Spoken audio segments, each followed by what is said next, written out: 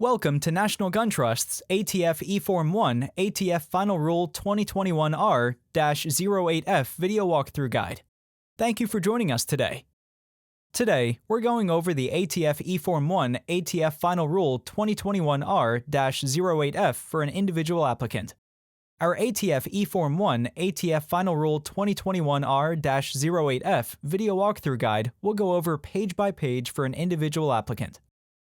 In order to start the ATF eForm 1 ATF Final Rule 2021R-08F application, you will need to have registered your account on the ATF's eForm website, or for existing users, updated your account for the new ATF eForms website.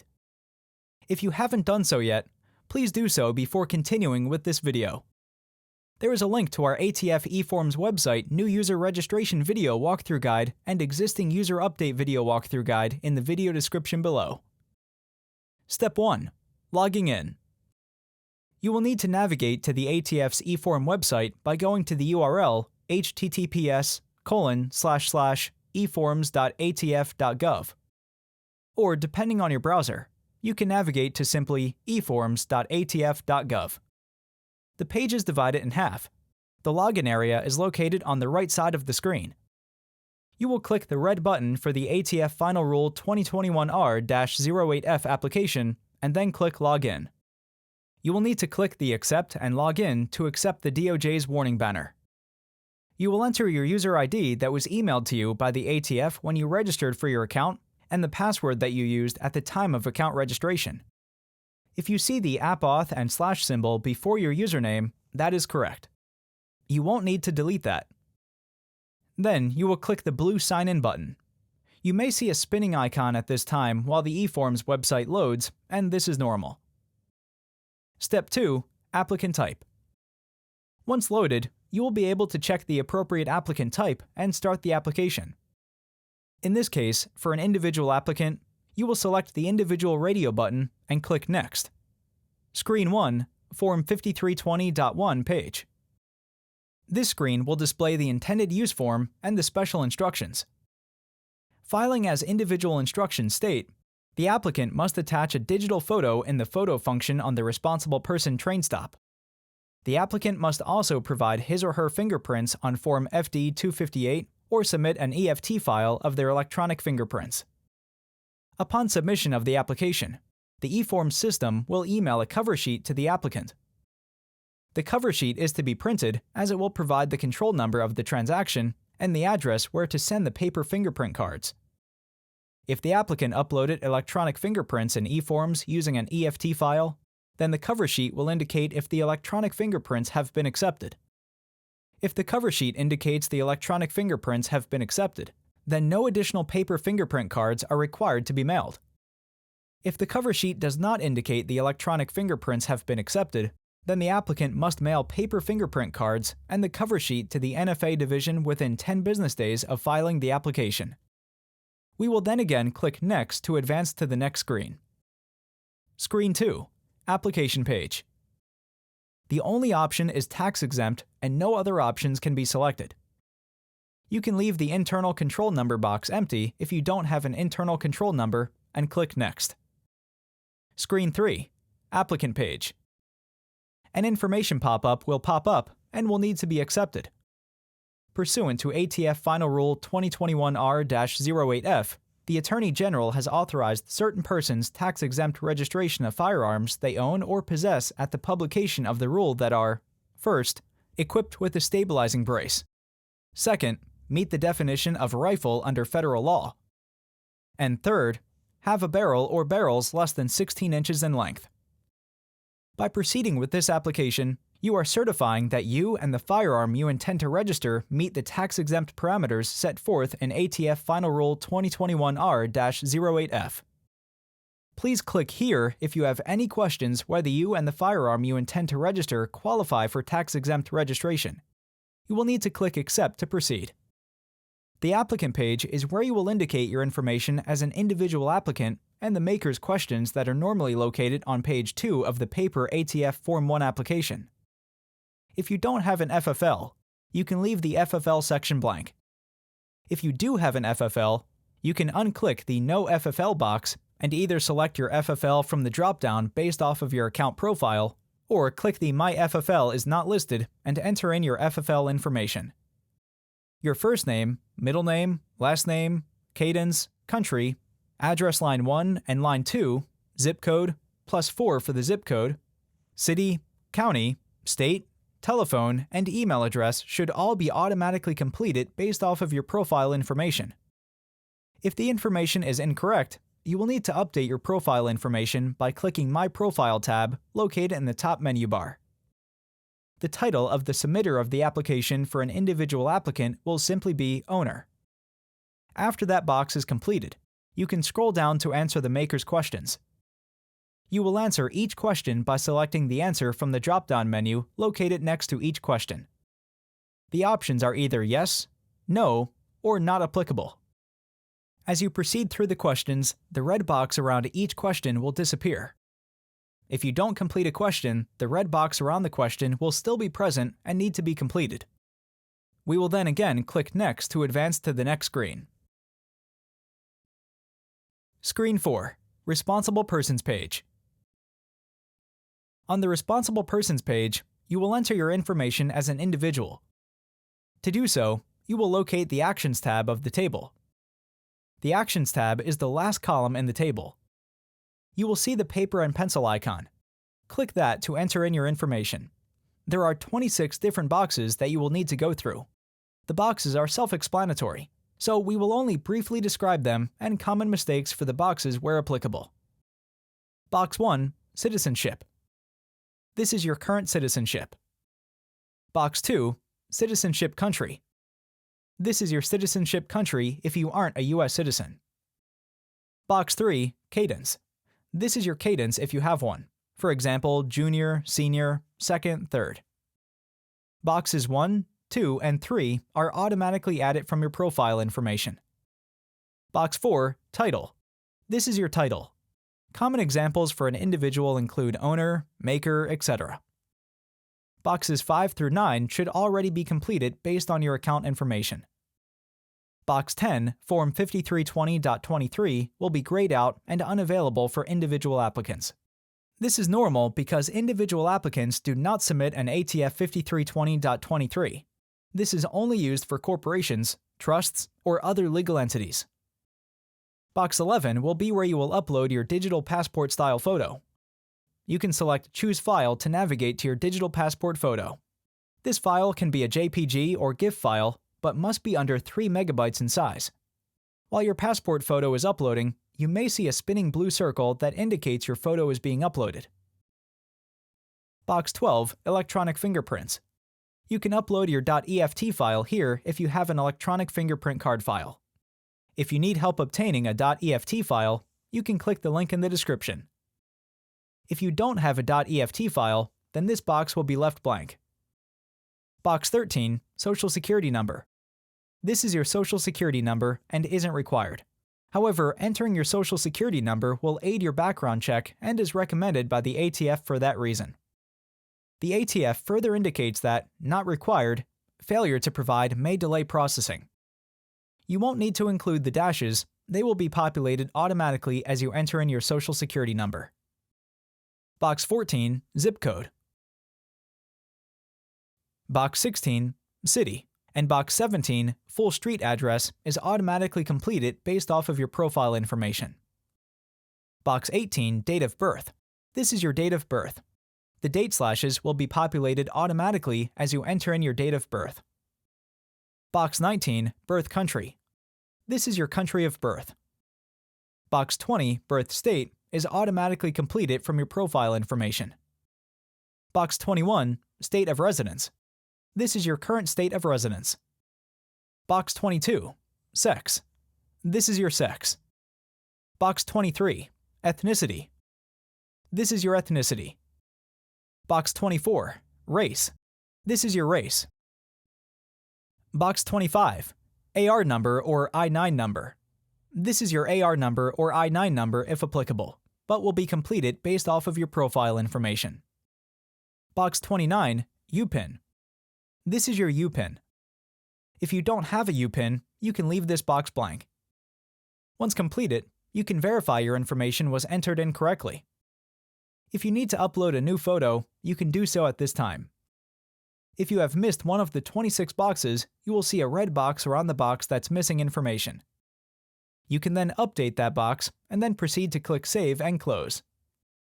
Note that you won't see all of the 26 columns displayed like the previous eForms website, and this is normal. You will only see the status, title, first name, last name, state, city, street, date of birth, sex, and race columns. If you want to see more columns, you can click the View dropdown and click the extra columns that you want to view. If you have missed a box, you will see a red triangle under the status column. If all of the boxes were completed, the status column will be blank. You can then click Next to proceed. Screen 5. CLEO page. On the CLEO page, you will enter in your CLEO information. The agency or department name is the CLEO's agency name or department. For example, Cooper County Sheriff's Office. The name of the agency official will be the CLEO's name. The title of agency official is the CLEO's title. In our example, this will be Sheriff.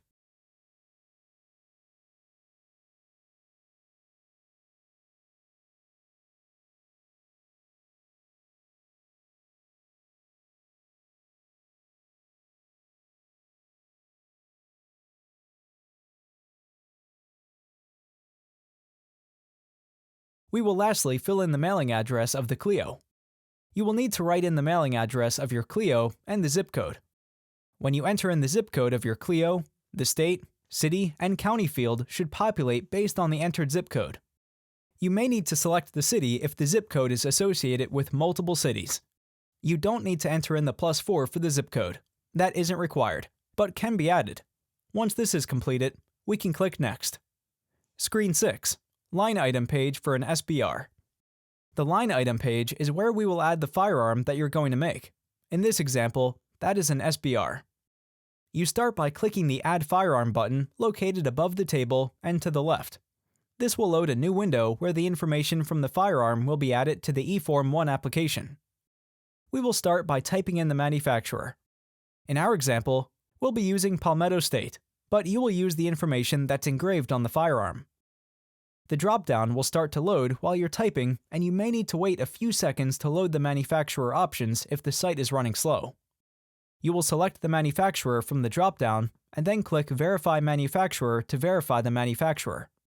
After your manufacturer has been validated successfully, you can click OK in the new window to proceed. We will then select the manufacturer country and click Next. The second screen will load the firearm available models based on manufacturer that you selected on the previous screen.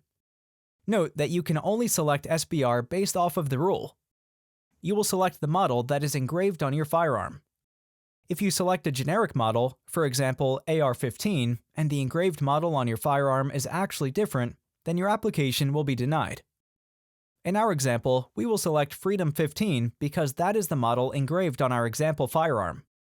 Then we'll be able to select the caliber and unit of measure from the dropdowns. If your firearm is engraved multical, then you will need to select a caliber that you intend to make from the dropdown. If your caliber isn't in the dropdown, then you can select My item description is not in the list, create new item. But note, when this box is selected, your application will go into the pending research phase and will need to be manually reviewed by the ATF, which can extend the timeline for your application. The length of barrel will be the length of the barrel of the SBR that you want to make in inches, not the current barrel length.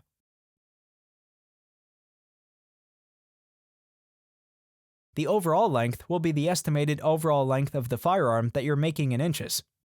This is measured with the stock fully extended and any removable muzzle devices removed. For the length of barrel box and the overall length box, you won't need to write in the word inches or the symbol for inches. Just the numerical value of the measurement will be sufficient. You will then lastly write in the serial number from the engraving on your firearm. The description box can be left blank. If you want to add description details, you can. You will need to state why you intend to make firearm. The most common examples are investment and all other lawful purposes, or all lawful purposes. Other reasons may be valid, but those two are the most common. Then you will click Next. On the third screen, The ATF wants you to upload a close-up photo of any stamping or engraving currently on the serialized firearm to make sure your entered information matches your application. To do so, you can click the Browse button to navigate to the photo of your engraving. Add a description, for example, lower receiver engraving, and click Add Document. Once the photo has been added to the table, you can look to the right side and under the blue box labeled Step 3. Below this, you will see the line item summary.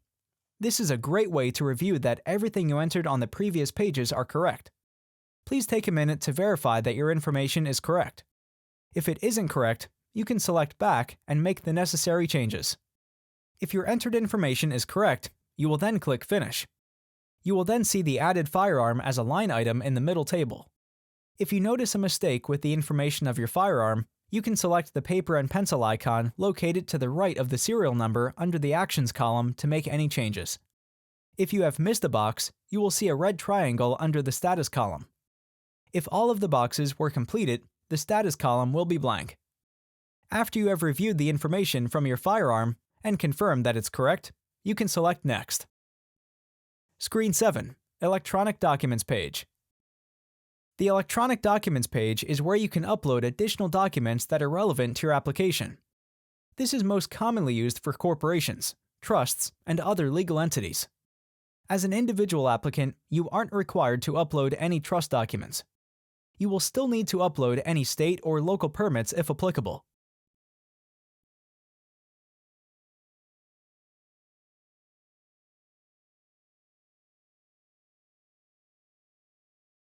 Screen 8. Verify page.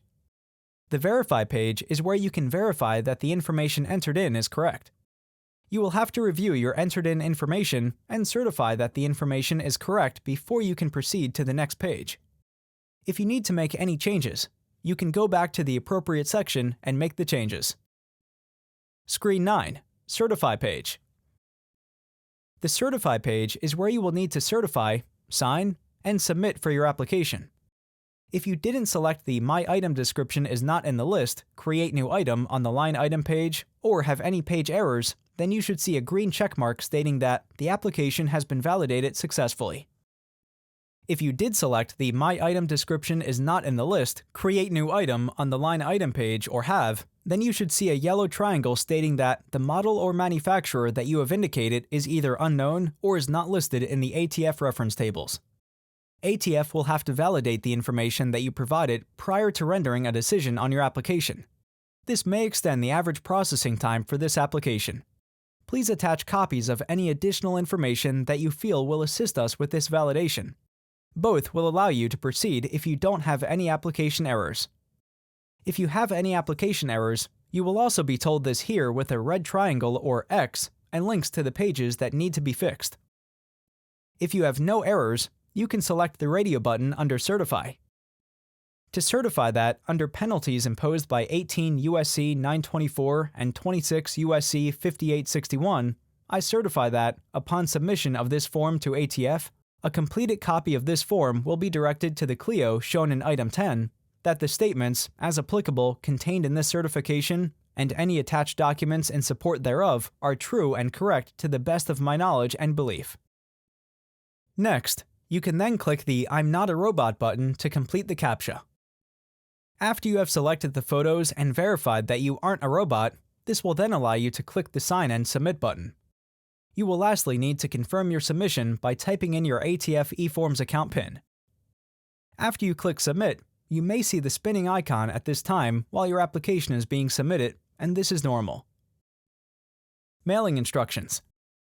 We will now discuss the ATF eForm 1 ATF Final Rule 2021-R-08F mailing checklist. After submitting your application to the ATF will email your cover sheet and your ATF Form 1. If your application had a green checkmark on the Certify page, then your application will start in the Submitted status. Your cover sheet will have a valid control number and serial number. The below items will be sent to the ATF after you have received a valid cover sheet from the ATF. The valid cover sheet. 2 fingerprint cards for yourself as an individual applicant. You should mail your cover sheet and fingerprint cards to the ATF with a shipping method that offers a tracking number to ensure that your package was delivered. You will only have 10 business days to have your fingerprint cards and cover sheet to be delivered to the ATF. Your application may be denied if the ATF doesn't receive your cover sheet and fingerprint cards within the 10 business days. If you have uploaded your .eft file during your application, you won't need to send the cover sheet to the ATF. The below items will be sent to the CLEO that you named within the application. The CLEO copy of your ATF eForm 1 that was emailed to you. The CLEO copy doesn't require a passport photo. You won't need to send any FD258 fingerprint cards to your CLEO. You don't need to ship the CLEO copy of the ATF eForm 1 with tracking. After your cover sheet and fingerprint cards are received by the ATF, your application is considered to be submitted. If you have uploaded your .eft file and submitted your application, it is considered to be submitted. Once approved, the ATF will email your approved tax stamp to the email address from your ATF eForm account. The ATF won't send you a physical tax stamp. If you want a physically printed tax stamp, you can view our ATF eForm 1 tax stamp printing service in the video description below. This completes the ATF eForm 1 Gun Trust, Corporation, or other legal entity ATF eForm 1 video walkthrough guide. Thank you for joining us today. If you have any further questions, you can email us your question using the link in the video description, reach out to us on Reddit using our account u/National Gun Trusts, or by simply leaving a comment below.